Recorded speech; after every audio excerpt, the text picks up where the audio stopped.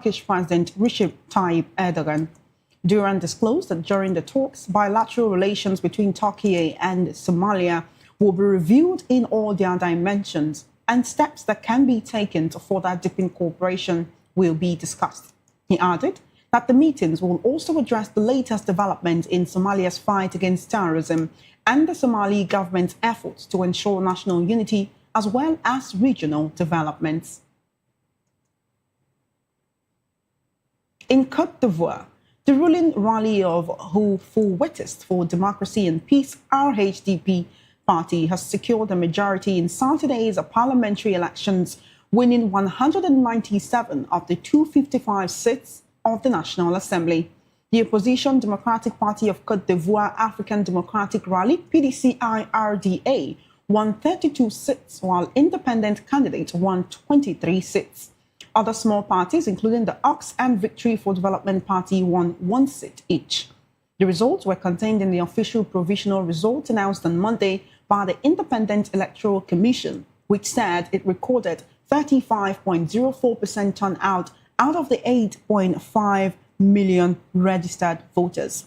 The Commission reported some isolated incident indicating that, particularly in the constituency of Makari Commune, acts of violence led to destruction of ballot boxes at 5 polling stations. It added, however, that this did not have an impact on the overall sincerity of the election. Away from that report, a Ugandan High Court has refused bail for the 4th time to veteran opposition politician Kizza Besigye after he and his aide Obeid Lutale refused to take plea as directed. However, their lawyers have protested against the directive as an ambush and a violation of their right to a fair hearing.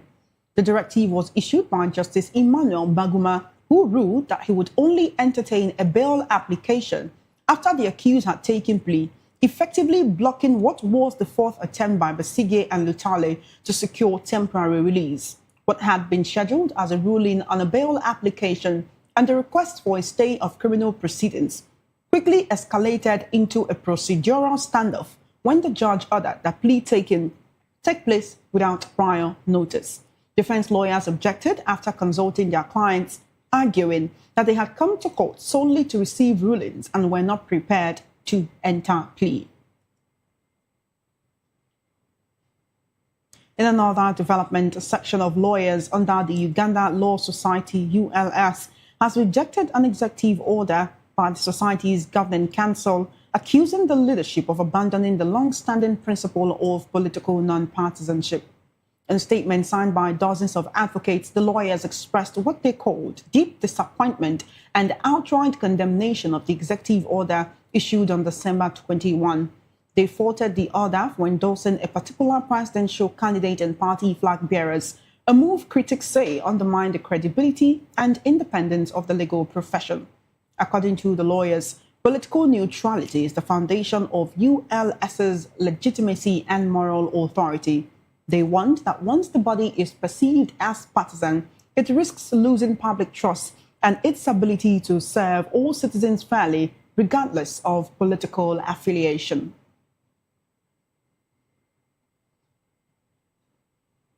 Still in the news, a report by Spanish migration rights group Caminando Fronteras says that over 3,000 migrants died while trying to reach Spain this year, showing a sharp decline from 2024 as the number of attempted crossings fell.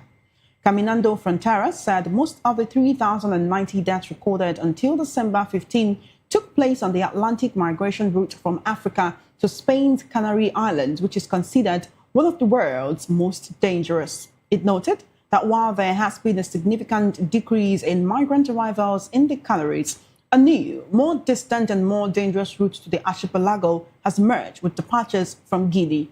It also noted that there had been a rise in the number of boats leaving from Algeria, mainly to the holiday islands of Ibiza and Formentera in the Mediterranean. Traditionally used by Algerians, the route is seeing a surge of migrants from Somalia, Sudan and South Sudan in 2025, according to the group. It added that the number of deaths on these routes had doubled this year to 1,037 compared to 2024. In South Africa, a Bloemfontein designer, Kabelo Makitha, has created jewelry for people living with dementia, making pendants that are not only eye-catching, but also potentially life-saving. The 25-year-old has developed a range of jewelry embedded with QR codes that can help identify people living with dementia and other cognitive impairments if they go missing, a growing concern in South Africa's aging population. Maketha said the idea behind the pendant was inspired by his grandmother, who suffered from dementia and died in 2019, adding that he wanted it to reflect his background and lived experience. He recalled his grandmother disappearing and would be missing for 3 to 4 hours sometimes, and at an insurance found 45 kilometers away, walking barefoot and walking only in her underwear. Many elderly people living with dementia become disoriented, particularly at night, wander away from home, and are later found confused, distressed, and displaying unusual behavior. In another development, South Africa's National Parks Board said a shipment containing 55.4 kilograms of rhinoceros horns have been seized in Johannesburg after a joint operation between the country and Singapore authorities. Also uncovered were 26.2 kilograms of lion and tiger bones, skulls, and claws. Meanwhile, 2 Nigerian men were arrested and charged in South Africa for breaching the country's Biodiversity Act, which prohibits restricted activities involving listed, threatened, or protected species. The operation was triggered after a suspicious shipment from South Africa was flagged at Singapore Changi Airport on November 11. The shipment bore similarities to an earlier seizure on November 8 in Singapore that contained 35.7 kilograms of rhinoceros horns and 150 kilograms of other animal parts that had been due for Laos. After examining the shipment on November 11, NPAX worked with South Africa's Directorate for Priority Crime Investigation for a controlled return to the country to conduct further investigations. You're still watching the African news right here on Voice of the People television. We will now head into the analysis segment with us to analyze these stories. We have public affairs analyst, Barrister Darlington Agomwo. Thank you for joining us, Barrister. How are you doing today? I'm okay. And you? I'm doing great. We can still say compliments of the season. The Yuletide season is still upon us. Now, while this is going on, Israel became the first country in the world to recognize the breakaway region of Somaliland as its own country. Now, secessionism is not a new thing in the world, in Africa and in other countries as well.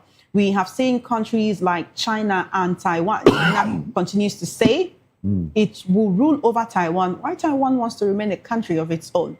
Would you say Israel was looking for trouble when it recognized Somaliland? Or it's just, seeing it as a right of any country or any people to self-rule? In international diplomacy and politics, many countries always look at alliances where it will favor them. Israel feel like they can do business with Somaliland. But unfortunately, it will not fly because what they intended to do with that particular place is what the whole Arab nation and even Western world have rejected. The simple reason is to the people of Gaza that have been displaced and all that, they want to take them to that place. That is the plan of Israel. They want to relocate them to Somaliland. Remember that initially, that was the initial plan when Gaza Street was literally overrun. Israel and Donald Trump wanted to use that place. I don't know, whether as a resource center or what. But the Arab nations say, no, we are ready to rebuild that place. Because that was the initial plan. Donald Trump wanted to rebuild it himself and take it over. But the Arab nations say, no, you can't do that. We are going to do it ourselves.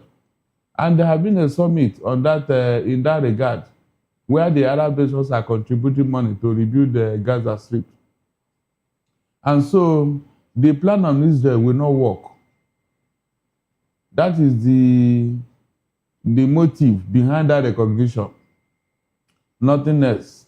Because they have tried. Other independent and sovereign nations refuse to accept the people of Gaza.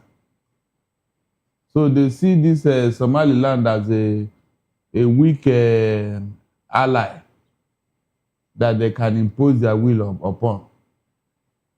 And now it is not flying. It's not flying. It can never fly. Recognizing a state in a state has a process and procedure. That you recognize a particular place does not validate that place to be an independent nation. No, there are processes. The UN and many other Western nations and others had to come in and agree. Just like Southern Sudan went through that process through the help of Colin Powell. And so you cannot recognize a separatist enclave for your own selfish interests. And nobody will recognize you. That's the truth. There had to be deeper reason. There had to be processes before you can say you want to be on your own. The UN had to recognize that process. You cannot be an island of your own, even if you want to become an independent nation. So that is I don't know why Israel took that. But didn't Israel know all of this before they decided to recognize Somaliland? And of course, while the people rejoiced about the fact that, oh, another nation recognizes our right to self-rule and self-determination, don't they know that this might be more to their detriment based on your analysis? They were looking for an opportunity which they think Israel had provided, but it had backfired. It had backfired because apart from Israel, no other nation. So what are you talking about?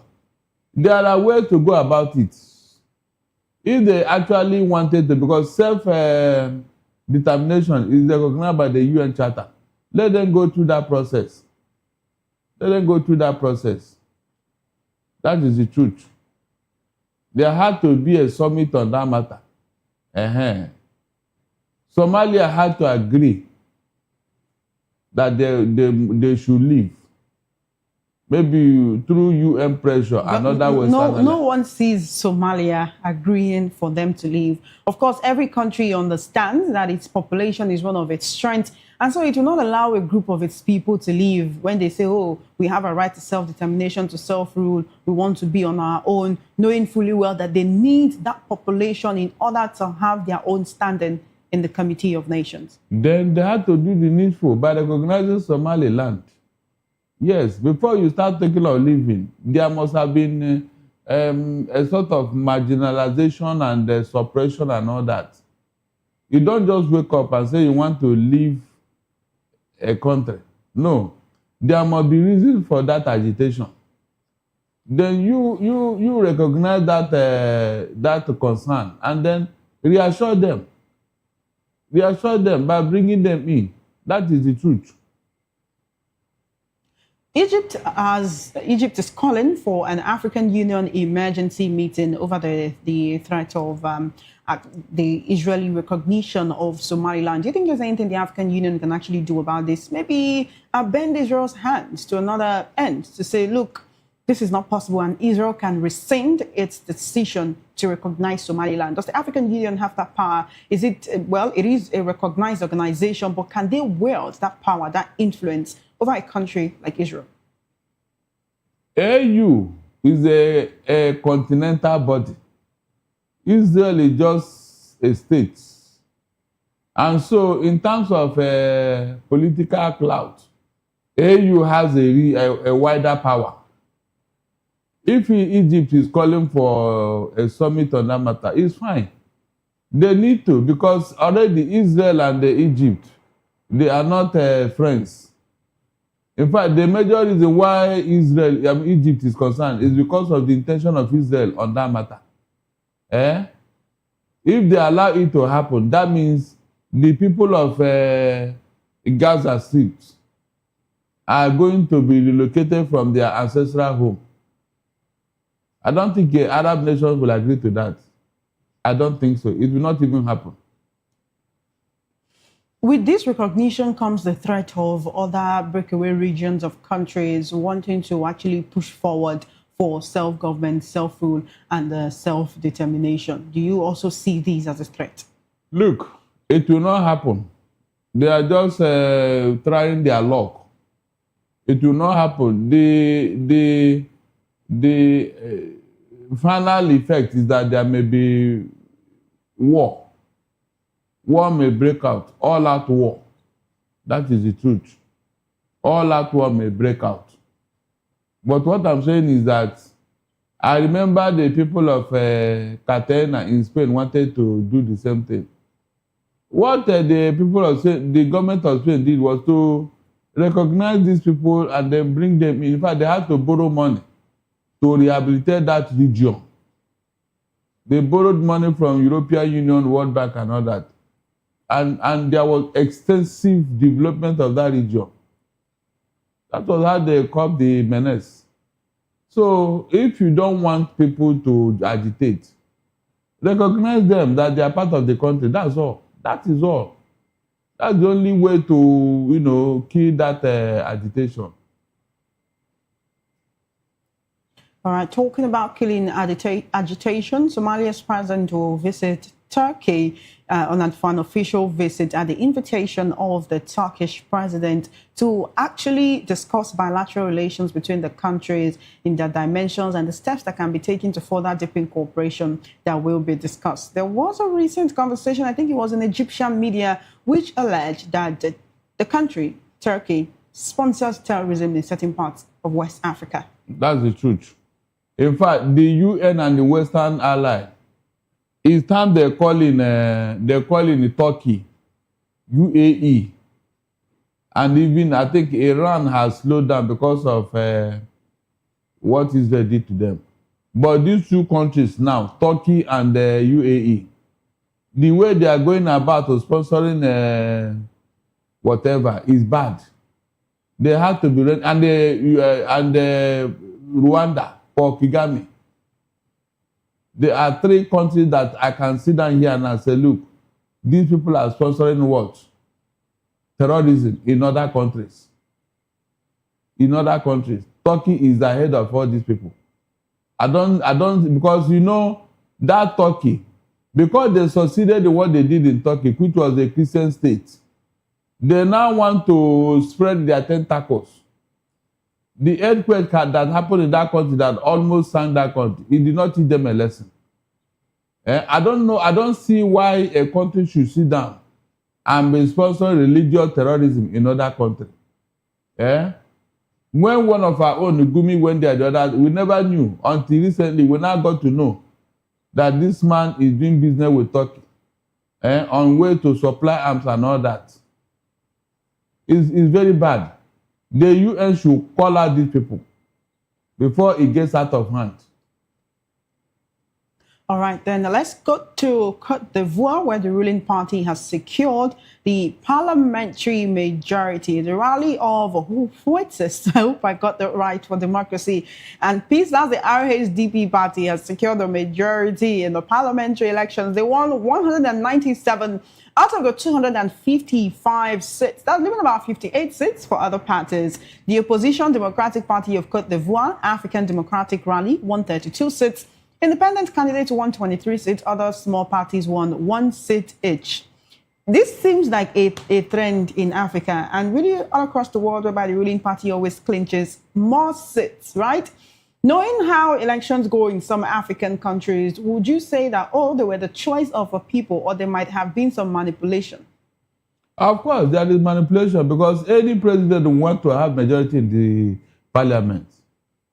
Any president all over the world, they always want majority in the parliament. At times, they buy them. They buy them over so that the president can sleep and close his eyes. If you don't have majority in the parliament, you can wake up one morning and just realize that you have been impeached. That is the reason for that. And so they will do everything to make sure they have majority in the parliament so that, one, their policies will sail through. All their requests will be approved. All their policies will get, satisfactory approval. These are the reasons. These are the major reasons. And then two, all that the president does in office, nobody will challenge him from the parliament. That is just the major reason. So it is unfortunate. Ordinarily, you should have a majority parliament, opposition parliament, to checkmate the executive. But it is not like that, especially in Africa. They will do everything to make sure they are a majority in the parliament so that all their evil policies, nobody will checkmate it and all that, like you see in Nigeria and elsewhere in Africa. All right, talking about Nigeria, we can also see that independent candidates won about 23 seats in Cote d'Ivoire's parliamentary elections. There are certain countries in Africa, based on the system of government that they practice, where independent candidacy is not allowed because it is not in the constitution. And Nigeria is one of those countries. Do you think it is time that we embrace independent candidacy? Of course, in the new electoral amendments, which we have had, there is something like that there. Independent candidate has been included in the amendment. So let us see whether it will fly. Yeah, let's see. But it is always in a rare occasion that an independent candidate will win an election in any country. It is rarely seen where an independent candidate wins an election in any country against majority parties. But let's see whether it will happen. Isn't that ironic and contradictory, though? If you say that it is difficult for independent candidates to win elections in African countries, and yet you want them to be included, wouldn't that be a waste of resources? So that the more the merrier, so that is it not a democracy? The more the merrier. So we have more people being able to say, I'm an ex-presidential candidate. Yeah, of course, the more the merrier. So after all, a particular Nigerian presidential hopeful has always been thinking of that. You know, his supporters are telling him, go and run alone and all. So with all the parties and with the way they are harassing all the opposition, how will you harass an independent candidate who have no party? So we are thinking that such a thing will happen so that it will help us to deepen our democracy. Is that not the important this thing here? That's the important factor. Let's deepen our democracy. Since all the parties have sinned and have come short of the glory of the people, then an independent candidate can go. While we're talking about this, let's look at the conduct of elections in some African countries. There were acts of violence which led to the destruction of ballot boxes at 5 polling stations in a parliamentary election. Although the Electoral Commission of Cote d'Ivoire is saying this does not have an overall impact on the sincerity of the elections. But can we ever have elections in Africa without snatching of ballot boxes, violence, thuggery, and the likes? As long as you have greedy leaders, as long as you have greedy looters, as long as you have leaders who don't have vision, whose only ambition is to get hold of the treasury of their state, as long as you have leaders whose only ambition is to capture the state, these things will continue. That's just the simple truth. That's just the simple explanation. We don't have leaders in Africa. What we have is opportunists, political opportunists, who happen to, see themselves in power by hook or by crook. And when they get in there, they want to remain there forever. That is just the simple truth. We don't have democracy in Africa. Seriously. I can only think of maybe Ghana and South Africa, and maybe a few other countries. The rest, forget it. Forget it. With what is going on now, in a few years to come, most African states may become a one-party state. That's just the truth. All right, then. Let's look at another situation whereby a high court in Uganda has refused bail for the 4th time to opposition politician after he and his aide refused to take a plea as directed. Their lawyers protested against the directive. They said it was an ambush and a violation of their right to fair hearing. Now, the judge actually issued a directive saying he would only entertain a bail application if the accused should take a plea. This effectively blocked what one could say what was the fourth attempt by the opposition candidate and his aide to secure temporary release. Now, Barrister Darlington Agonmo, you are a legal luminary, and I want you to answer this question as such and not as a political analyst. Does the judge have the right to tell the accused how to plead?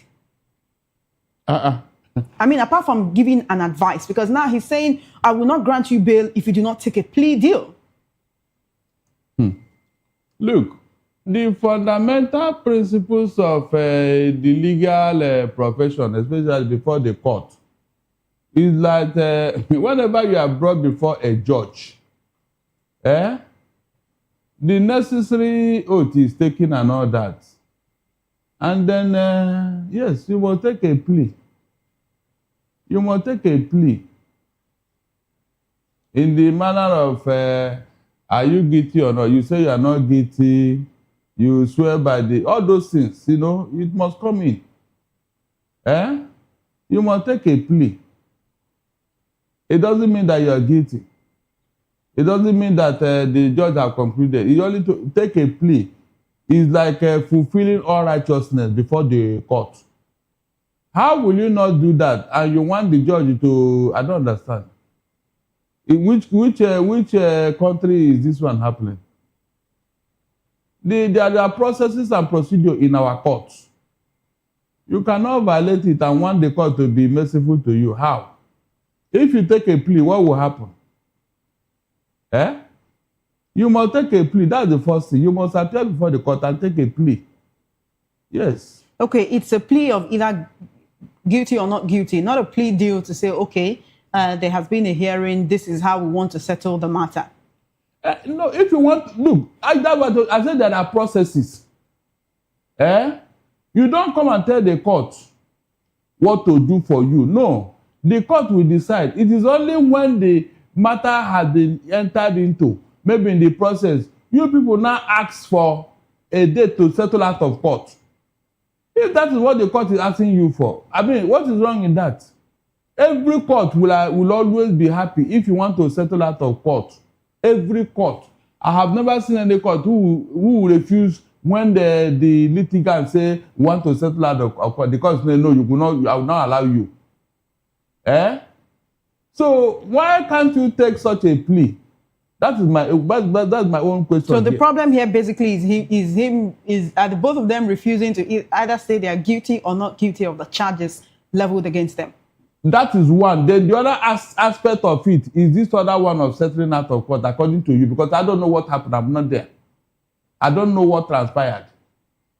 What exactly have they refused to do before the court? That is the question here. To take a plea. And that's why I'm saying respond as a barrister, right? As someone who knows the law. That is what I'm trying to do. No, we know that there are different constitutions that govern different countries, right? But there will always be similarities in the aspects of the law, no matter where you are in the world. That is the plea. So for the benefit of, the laymen who do not really understand what it is, because when you read it at first, you wonder, okay, is this about a plea deal? But then you get to understand that this is about taking a plea, taking a stand of saying whether you're guilty or not guilty. And then you have to say that before the judge can then decide on, what judgment he wants to pass on the case. Exactly. But this has led to him being denied bail 4 times. Wouldn't you say that this person and is it that his lawyers are not giving him the right kind of advice, or he's the one who is not taking the advice, or he wants the court to find him not guilty without him saying he's not guilty? Any accused before the judge must take a plea. Chioma, quote me anywhere. Any accused before the court must take a plea. That plea does not say that the case is over or that you're guilty. Here's the thing so that we do not confuse ourselves, right? The defense lawyers objected, saying that they consulted their clients and they objected to what the judge said. They're arguing that they came to the court for the sole purpose of receiving rulings and they were not prepared to enter a plea. So we need to understand what entering a plea here means so that we can make the right inference and give the audience the right information and we do not confuse the people further. They came to court to receive a ruling. Has the case been going on before now? Yes, the case has been going on, which is why he has been denied bail up to 4 times. So when the defense counsel said they are not prepared to enter a plea, what does that mean? How can a case be going on and you are now coming to ask for a plea in the middle of the case? Look, something is wrong here, please. Something is wrong here. I don't think that this matter has been properly structured. What does it mean to ask for a plea or to enter a plea? What does that mean? Now, the first thing is that plea. The plea must come before even the case will go in. Any matter will go on. That's the first. That's the first procedure. Now, when the lawyer said that they came for a ruling, that means the case must have been going on. Yes, for you to be asking for a ruling, that means the case has been going on. So how can you come in the middle of a case that has been going, you now ask for a plea? I don't get it. It's not possible. It's not. Something is wrong here. Maybe that is why the lawyers refuse to adhere to what the judge is saying. You cannot ask somebody to accept whether he is guilty or not in the middle of a case, something you would have done from the beginning. It is after the charge has been read to you, they will ask you, are you guilty or not? You said no, or you said yes. Before the ruling, the matter cannot be going to trial. That is the procedure, for God's sake. What am I hearing? You came for a ruling, and in that ruling, the judge is not asking you to enter a plea. Ruling means the matter has been, in fact, it has gone into trial. And before the matter will go into trial, you must have taken your plea. Simple. So if the lawyers are refusing this, I think they are right. The judge must explain what he means by that. It is wrong.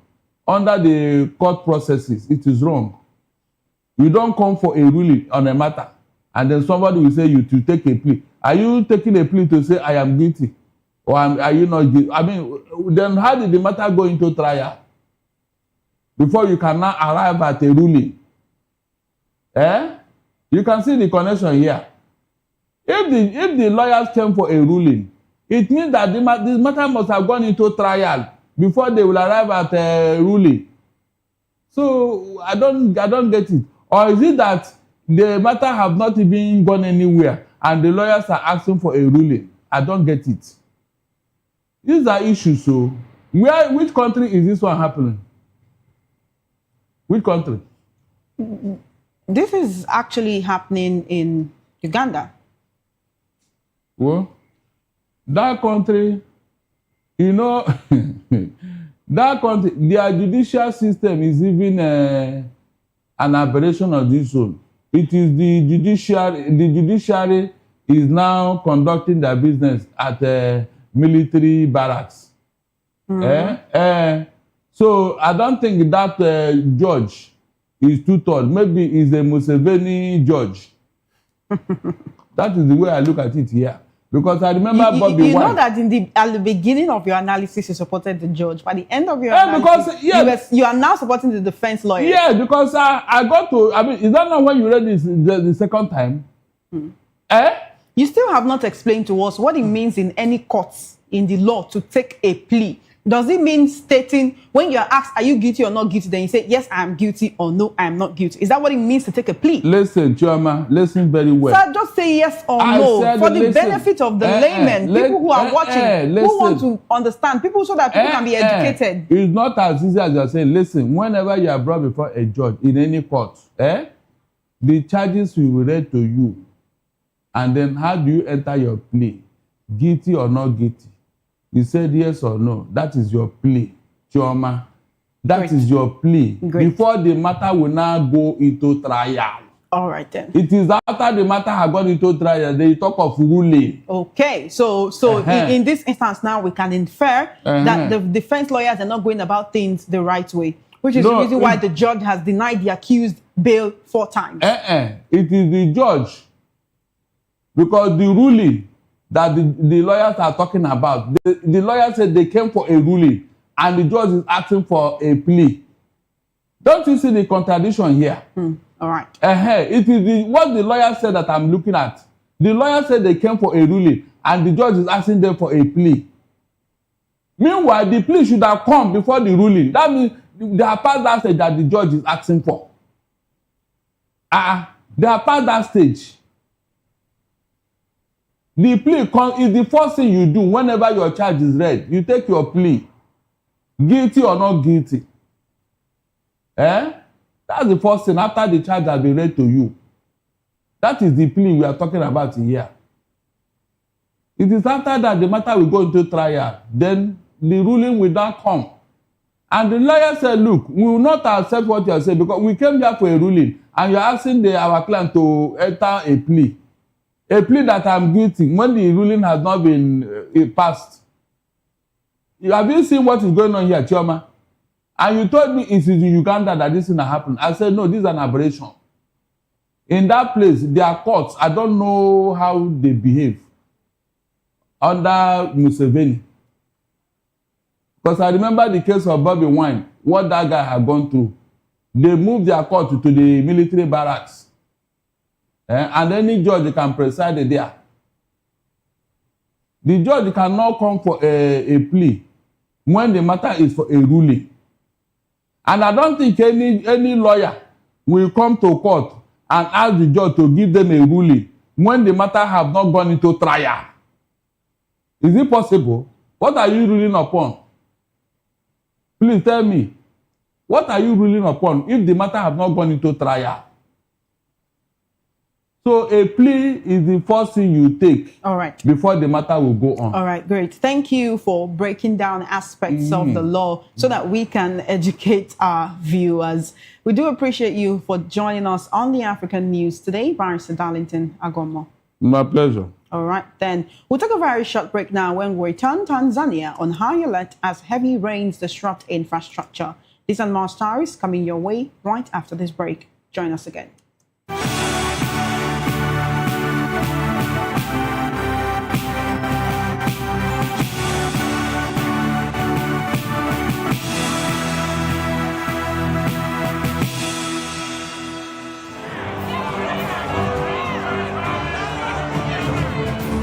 Do you want your voice to be heard?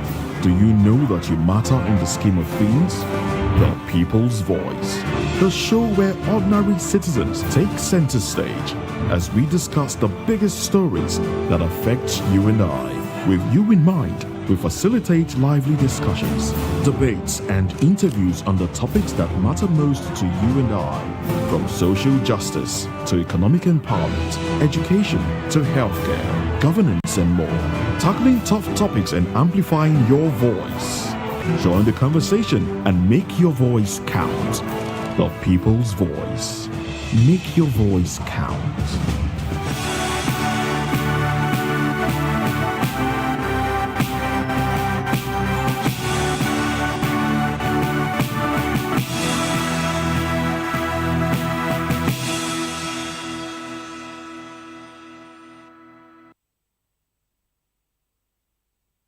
Welcome back. The Tanzanian government has stepped up interventions to mitigate the effects of ongoing heavy rainfall, which has already disrupted transport infrastructure in several regions, including the Standard Gauge Railway. Urging members of the public to remain patient as restoration works continue, the Transport Minister said the government has already begun taking immediate measures to repair the damaged infrastructure and restore safety to its original condition. Meanwhile, Permanent Secretary in the Prime Minister's office, Dr. Jim Yonazi, has also urged citizens to closely follow weather updates and safety directives issued by the Tanzania Meteorological Authority. According to him, the government is first and foremost working to provide early warnings, and citizens should closely follow weather updates to take precautionary measures. He underlined the importance of the Tanzania meteorological notifications in enabling the public make informed decisions and reduce risks associated with extreme weather events. Now, Indian ambassador to Ethiopia, Anil Kumar Rai, has hailed Ethiopia as rapidly establishing itself as a prime hub for Indian capital and driving modernization across key sectors of the national economy. Rai described Ethiopia as a rising destination for major investors, reinforcing a long-standing economic partnership between the two countries. The envoy disclosed that India is among the largest investors in Ethiopia, with approximately $5 billion already invested and an additional $1.5 billion in the pipeline. He noted that these investments focus on strategic sectors aimed at boosting technological independence and industrial growth. According to him, most of the investments are concentrated in priority areas such as health, manufacturing, essential medicines, agriculture, which is a vital source of foreign exchange, and textiles, while expansion is ongoing into sectors like automobiles. Now we take you straight into the world of business on the African continent, where Egypt said it has received $3.5 billion under a Qatar-backed development deal for a luxury real estate and tourism project on its Mediterranean coast. According to a statement from the country's cabinet, the fund is part of Doha's $7.5 billion investment pledge to Cairo. Still in business, United Arab Emirates-based Axis International Limited is seeking $28.9 billion from Guinea at the World Bank Tribunal after the West African country revoked its permit to operate a bauxite mine there this year. Guinea, which has the world's largest reserves of bauxite, has moved to tighten state control over the mining sector over the past year, revoking and reallocating some permits as it seeks higher revenue and more local processing. Such moves by the government, headed by coup leader Mamadi Doumbouya, have led to a number of arbitration challenges, including one filed in November by Nomad Bauxite Corporation and another this month by Nimba Investment LLC. In a statement, Axis International said Guinea risks losing multilateral donor support and access to financial markets if it fails to pay compensation or refuses to participate. The arbitration challenge was filed at the World Bank's International Center for Settlement of Investment Disputes. And now to sport, where 6 teams comprising Botswana, Equatorial Guinea, Gabon, Zimbabwe, Zambia, and Comoros have been eliminated from the ongoing 2025 Africa Cup of Nations AFCON in Morocco. Botswana became the first team to crash out after losing their opening 2 fixtures, followed by Equatorial Guinea and Gabon, also after their first 2 matches. Zambia's campaign ended on Monday night following a 3-0 defeat to host Morocco, while Comoros became the first third-place team to be eliminated, finishing their group stage match already behind 4 of the other 5 third-place contenders. Meanwhile, 6 teams, including Algeria, Mali, Morocco, Nigeria, South Africa, and Egypt, have booked their spot in the round of 16. And that's all on the African news. Thank you for watching. Do not forget to subscribe to our YouTube channel at Voice of the People TV and on other social media platforms. We are at VOP TV Live. If you witness news happening near you, we want to hear from you. Send your eyewitness reports, event coverage requests, photos or videos directly via WhatsApp to 0814-606-4057. You can also reach our newsroom by email at news@voiceofthepeople.ng. I am Chioma Innocent. Thank you for watching.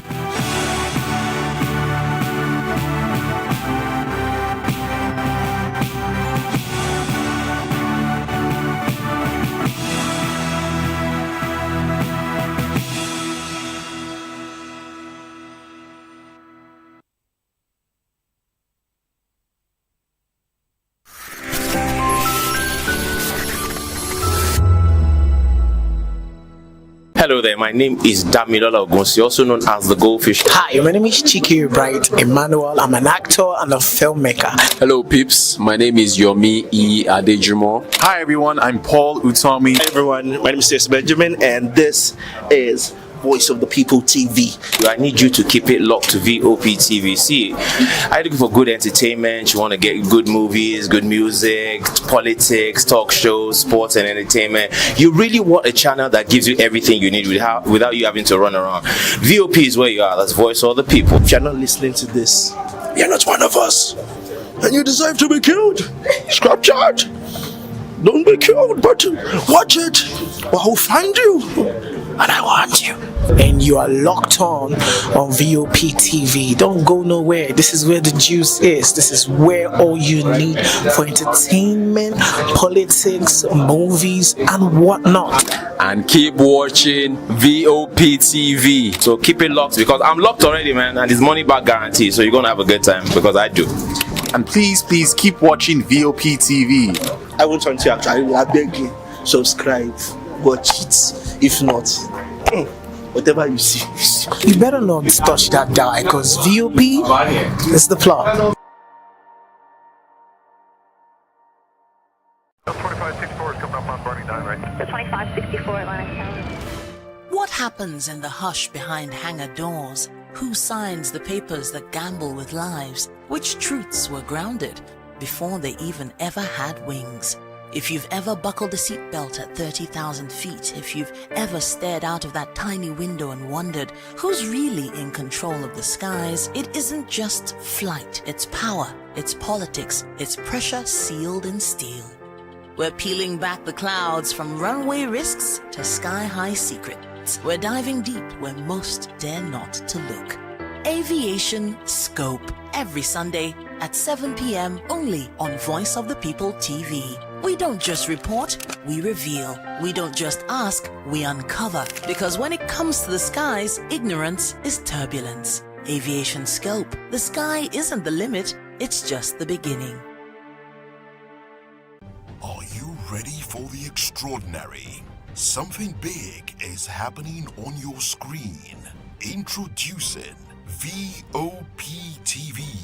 Now streaming on SLTV channel 264. From breaking news to captivating conversations, news analysis, giving you all sides to the story. We break in-depth discussions on the issues that matter, from politics to sports, entertainment, and lifestyle. VOP TV on SLTV channel 264. Join us as we redefine what television means to you.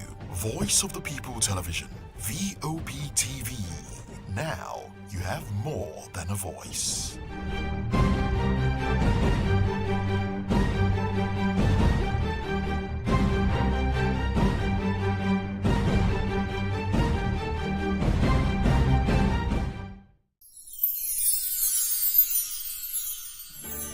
Whether you've been with us through the ups and downs or just joined us for this festive season, take a moment to cherish the moments you've made and look forward to making new ones on the horizon. May this new year bring you everything good, everything prosperous. As we bid farewell to the old year and welcome you to the new year, may your heart be filled with joy,